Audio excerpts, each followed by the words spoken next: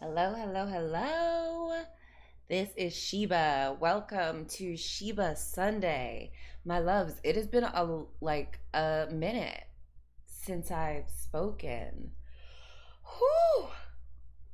Feel like I've been judging like I don't know what wants to come through. I've been you know, I don't know, it's too um disjointed. It's too I waited too long to say it. It's you guys aren't in my head enough to understand what I'm saying. It's too short, it's too long, it's not important enough.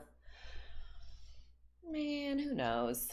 Like everything's made up, and I don't know. I think whatever is supposed to come through me, I'm just supposed to say. I feel like I've been feeling everything, like lots of stuff from the collective, and I've been crying a lot. I don't know if you know me. I don't know myself. I don't think of myself as someone who cries frequently, but I don't know. I guess everyone maybe is feeling the fracturing of what's going on, and I am supposed to feel it. Okay. I do envy people who are able to, just go on vacation, go to brunch, talk about anything other than Palestine or Congo or Sudan or, cop cities here, like how we're treating ourselves and our children and women and men and queer people, and the disabled.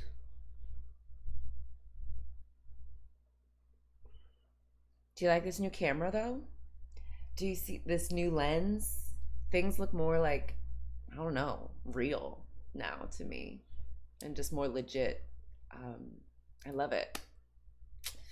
Yeah. Ooh, it's cool. I've been trying to fundraise. I have a friend in Gaza, Ibrahim and Asma, and they have this little baby, Tolene, and they are have been trying to raise 25,000 to get out of Gaza because of course the Gazan people are not only being genocided and ethnically cleansed, forced from their homes, they're also being extorted for the privilege of trying to find their family's safety. And bad luck. It's bad luck. I don't love it. To the people who are extorting these people, please stop. But I do. I don't know. I love the opportunity to kind of use my skills and uniqueness to help. And I recently I had gone to jury duty, and I had gotten this I was looking for a sign from the universe because their fundraiser, my friend's fundraiser, has stalled. I am at jury duty. The movie that comes on is Hope Floats, and I check the GoFundMe. Someone had put $1,250 in it. I was like, oh my God, that's amazing. I made a little video about that, and I was like, y'all, can we do this again? Can we do another $1,000 in a day? Let's run it up. And yesterday, this is 2 days since I made that video, um, someone put $2,000, Great British pounds, technically, in the GoFundMe. And so altogether, we had raised an additional, after that 1,250 that came in, we raised an additional 2,460 bucks or something. What? So that was really cool. I've got these flyers that have a GoFundMe QR code that we've been putting up. And but a thing that came to me that Billy kind of brought to my attention, I'm not a fundraiser. That's not who I am. That's not like what I think of myself as. I don't think of other people as thinking me as that.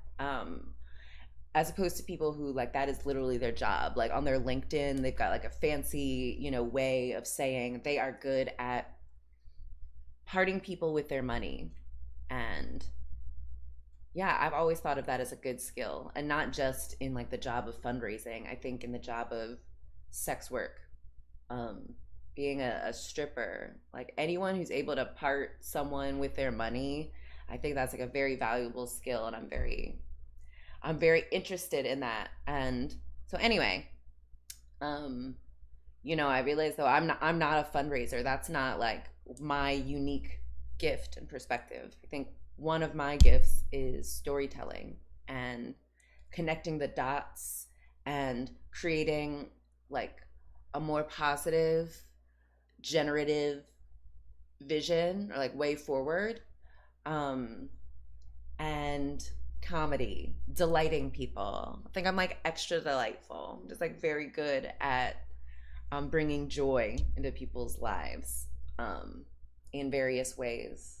And so yeah, so I'm going to. I think that's involving me like speaking more, and if I allow myself to speak and just share what wants to come through me, maybe that inspires other people to share what's wanting to come through them from the collective. And just yeah, so I feel like I want to just share more regularly, not just necessarily once a week, and just to like get used to speaking. And I know I'm gonna do the uncomfortable work of like watching myself back and see what comes from that. Um, I think I want to remember those like back in the day they had these telethons where they would have like different celebrities or whatever. I'm who's coming to mind for me? Betty White. I can like see her like she had like a long career in entertainment. I can see her and other people. I don't know if you saw Marvelous Miss Maisel. There's one where she's like the last person on this telethon, and they have these different entertainers. Like some of them are manning these phones, and while the other people are entertaining the people. And yeah, so I want to do something like that. I want to do like a crowd work where I'm just like sharing, and people can like donate directly to my friend's GoFundMe, something. I can do like a 24-hour live stream. Oh yeah, I was thinking about what is my unique gift, and this is something that I've learned from Gen Z. This concept, yapping. Your girl is a yapper. I love the idea that like this thing that I and probably a lot of women have been like penalized for growing up is talking too much. Like I always got on my report cards, great grades, blah blah blah, joy to have in class, but she's always talking. She talks so much. She's always like blah blah blah. And I always really hoped that like the thing that I've been like I've gotten in trouble for speaking too much would eventually be the thing that like keeps me safe and keeps other people safe and promotes me. And so now that Gen Z has kind of like conceptualized as like yapping, being a yapper, being a hot yapping babe, um, taking something that's traditionally like been feminized and what do you call it? Feminized and like demonized, minimized, as not valuable. I think I'm gonna be able to turn that around actually, and like harness it for the valuable skill that it is, being able to share my inside thoughts to the people, delighting people, especially in like this like ridiculous time, drawing positive attention to myself, existing in the paradox between focus and distraction. So I'm like excited to kind of like see what that looks like and do maybe like a 24-hour yapping for Palestine, and we can like just do lots of stuff with that. Like I can talk like this, just share my process. Um, we can do a karaoke break. You know, we got the karaoke machine. We can do a little collab cam. Um, we have I have a poll that I'm like, you know, passively kind of learning. I took a couple classes and I haven't in a while. But yeah, just like I always loved the idea of like kind of making money by just kind of being myself, just like people watching me go about my day-to-day life and like making money for that. I'm obviously like a child who was came of age when like the real world and um just like the internet, kind of the ability to live stream was a thing. I always thought it was like so cool, the idea of just being able to be like a like beautiful woman existing, and people get to like not interact with me except like they get to like see me, and um that just experiencing me is valuable and worthy of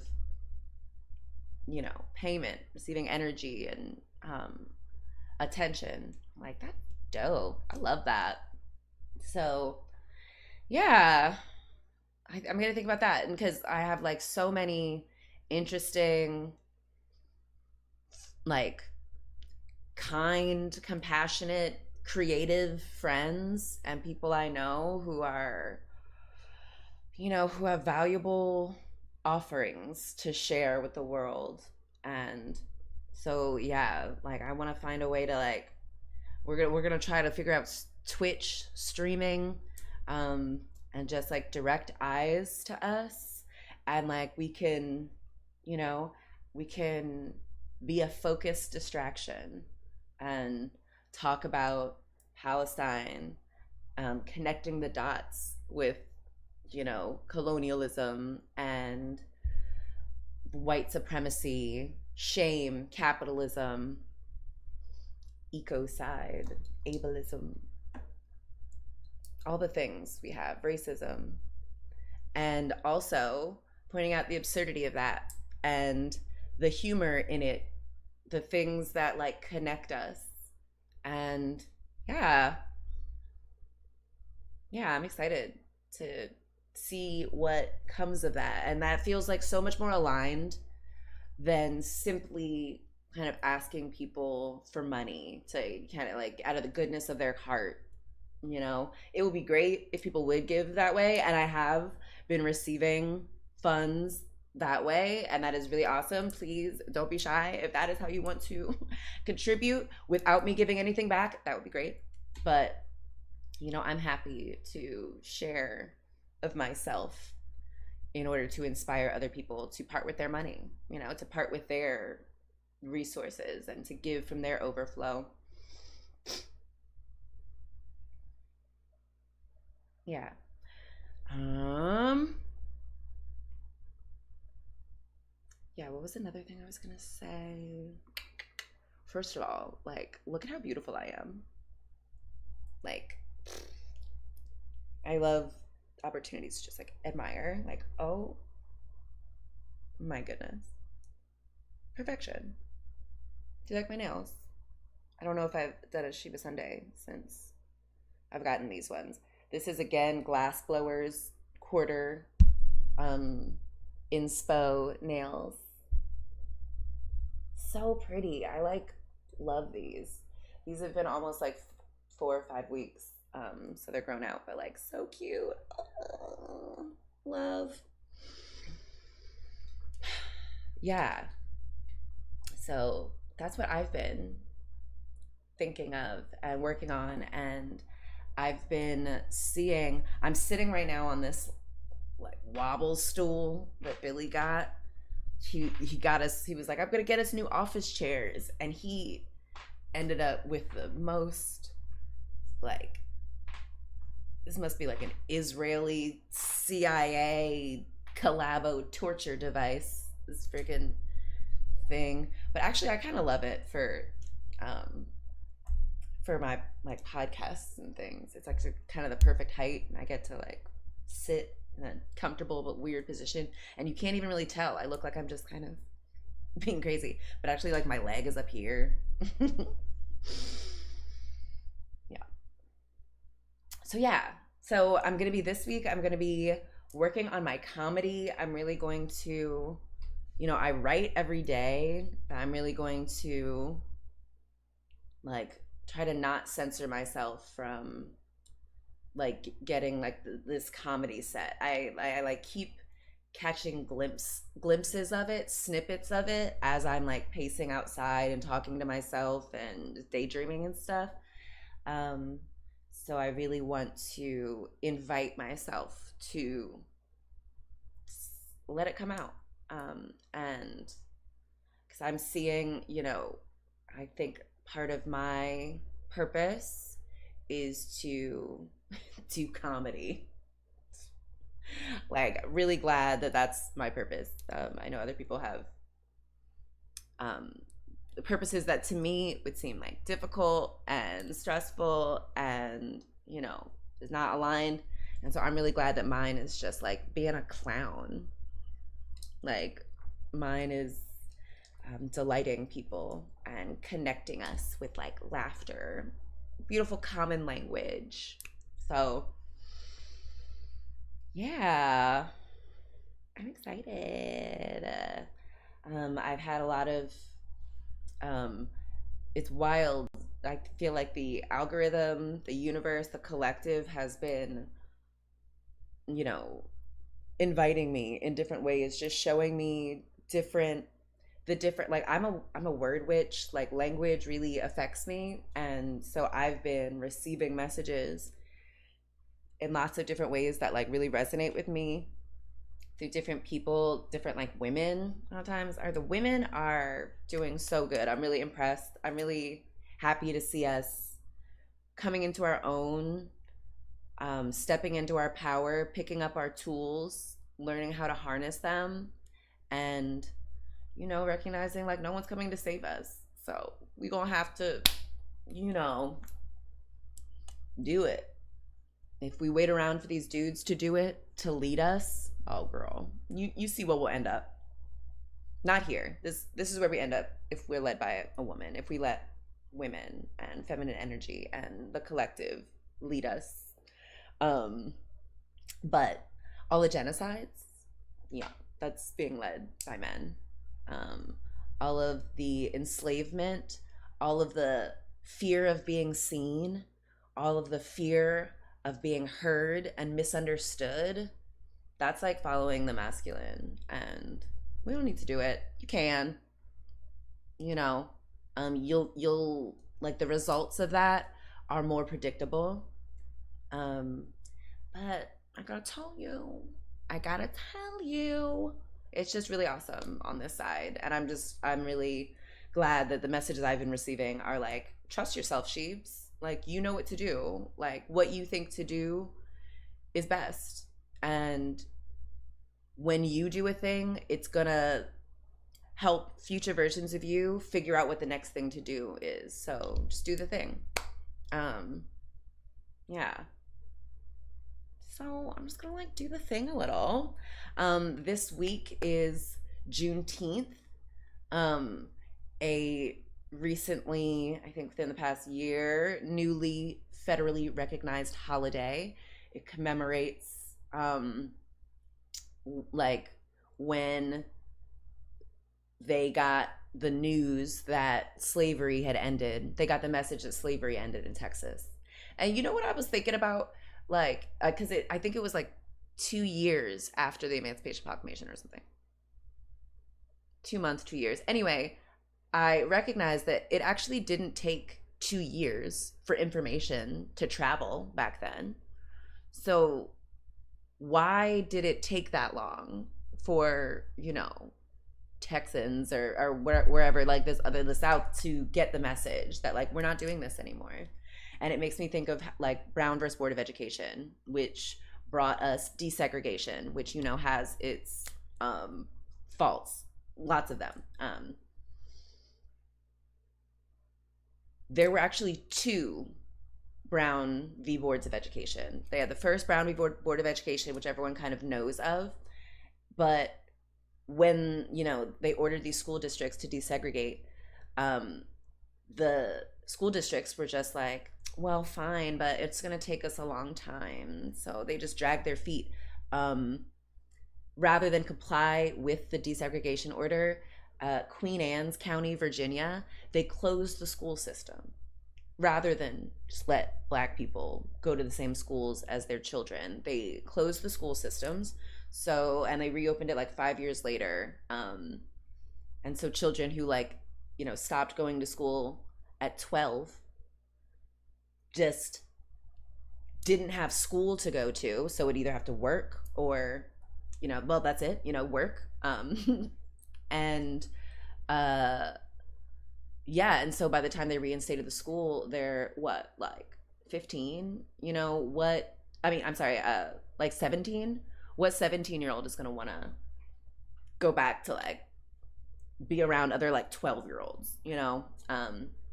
Anyway, all that is to say, they after that then had to have another board versus education, Brown versus Board of Education, where you get the phrase all deliberate speed. The court was like, you have to do this now. Stop dragging your feet. Get fucking to it. I don't remember what I was talking about, but the point of it is that you can't just kind of say something once because people will like drag their feet and kind of weaponized incompetence their way to it, and you gotta do it again with all deliberate speed. What was I talking about? I don't know. If anyone's listening remembers, let me know, and I will make the connection even more clear and concrete. But it's there. You know it. Yeah. So, yeah. Oh, right. Juneteenth. Oh, right. Oh, right. Oh, weaponized incompetence of white people. Right. Why did it take 2 years for them to be like, okay, yes, slavery's ended. Slavery is officially ended now. I bet people who are in charge of people getting the message, the media, the newspapers, just like the town gossips, the white women who, are kikikiing, I bet they were like, what if we just don't tell them that slavery's ended and we can just try to get as much of this labor as we can while we still can. Oh, messages to trust yourself. That's what I was talking about. Right. Juneteenth. Yes. Thank you. Yeah. I bet, these people were doing the same thing. They were like, let's just not say anything. And, messages do travel really slowly. So, oops. And I've just been seeing white people, that is how you act. And that's how your grandparents acted. And that is how they taught you to act. And so a lot of people now, not just white people, also people who have received the message that it's smartest to act like white people do, reason as white people do, align your value system with the value system that white people tell us to have.